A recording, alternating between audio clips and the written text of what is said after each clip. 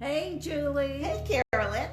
Well, hey, everybody out there in video land. Julie and I are here. It's Tuesday. And Julie and I are here, and Julie's videotaping like the good videographer she is. And I'm going to review this book by Dean Koontz. Koontz. I'm going to trust you on that. And the title is The House at the End of the World. Now, didn't you read the first page of this on Sneak Peek Saturday? On Sneak Peek Saturday, yes. So I've been delving into this book. It's not really out of this world, but it's.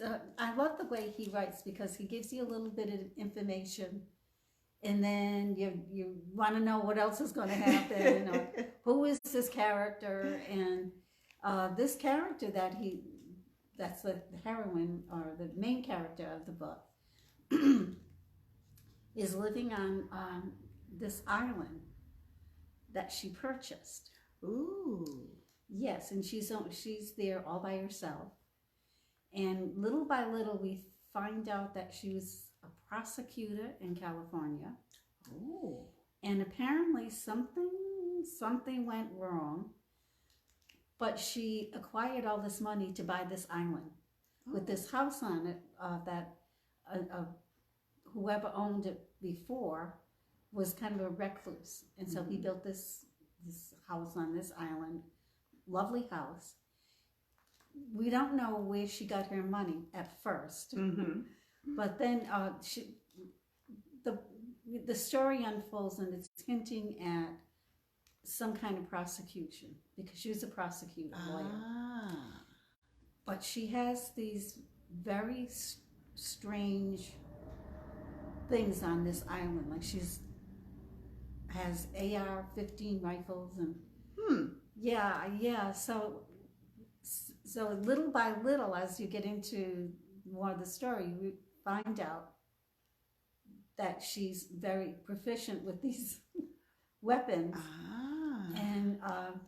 And there's no one but her on this island that she owns. Okay. And then one day, the adjoining, not totally adjoining, but the next island over, there's activity on it of a sinister.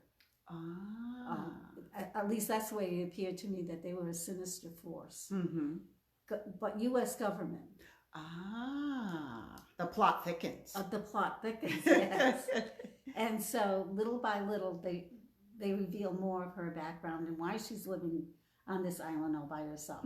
So I'm almost halfway through it. It's really intriguing. Ooh. Because I love the way the plot starts out with her being kind of like weird. But then as things are revealed about her and why she's on this island all by herself and why she wants to stay that way. And she has a fox on the island that she named Michael J. Michael J. Fox. And it's an intriguing story. I'm like I said, I'm halfway through it. So I'm going to finish it, by golly. Yes. Yes. When I leave here tonight, I'm going home and I'm going to finish the rest of it. Good for you. Because when you read the first page on Saturday, I had said to you, I've never read him before, ever. And that first page so intrigued me that I want to read it. Yeah. He's a very good writer, and he has other stories, and so you can tell by his picture that he loves dogs and golden retrievers. And he has another earlier novel about this golden retriever who is so intelligent he almost talks. Oh my goodness! Yeah, so that's how I got introduced to him. Because you love dog books. Because I love dog books. I love dog books. Actually, I think maybe next week for my oldie but goodie, I'm going to do a really funny dog book by this author who I love. He writes about dogs. Well, I will tell you that you might have not have noticed, and I didn't notice till just now. you didn't pick your oldie but goodie today. No, I didn't. So you could talk about that as your oldie but goodie. I could, but I can't remember the author. Oh, that could be a problem. Not David Rosenfeld, your favorite? Yes, David Rosenfeld. Yes. Oh my goodness. Always the first one that I guess when it's a dog book you love. This book by David Rosenfeld is nonfiction. And it's his tale of transporting all his animals and his wife and all of these animals from California to Maine. Oh my goodness. My goodness. And I think the title is like 3 buses, 9 drivers, 40 dogs, something like that. But it is by David Rosenfeld, and it's a great book, great adventure book. Yes, it does sound like such an adventure. Oh my gosh. Because he moved his whole project from California to Maine. And it's a story of this. And it's the true story. And it's a true story, and it's the cross country trip. I think it was 3 buses, 9 dogs, 8 drivers.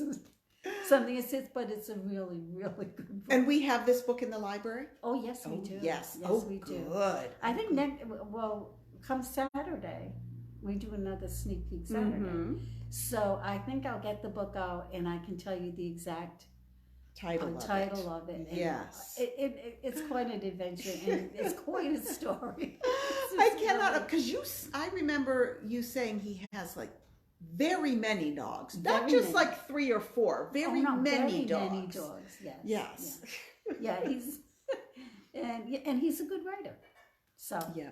So tune in on Saturday. Yes, and we will have the answer to the question: what was Carolyn's sneak peek title? Not sneak peek, oldie but goodie title. Oldie but goodie. Yes. I mean, there's so many books that. For sure. You know, that I just reread The Boy in the Striped Pajamas. Ooh, because that author has a new book out. Yes, and that's the one that I reviewed last week. Yes, that's right, because I put that on my list to read. Yeah, Not something I would typically read, but I put that on my list to read. That was good, yes. but in that book that I did last week, refers a lot to this boy in the striped pajamas. So I had read it a long time ago, so I picked it up and reread it. Mm-hmm. And Wow. Yeah. Oh, so good. So good. Yeah. I know. So many books to read. So little time. Read. And, you all, over here in North Walpole, we always get here, we'll wave it in front of the camera. A quick look at the new book list. And look at that. Not coming out officially till tomorrow at 1:00, but North Walpole always gets the sneak peek. Oh, so many new books. Oh my gosh. You're going to have a heck of a time next week. Choosing one rather, not finding one, choosing one. Oh, goody. Yes. Well, I guess that's it for this week. That's it. So will we see people? Sneak peek Saturday. Yes, we will. Oh, thank you, Carolyn. Thank you, Julie.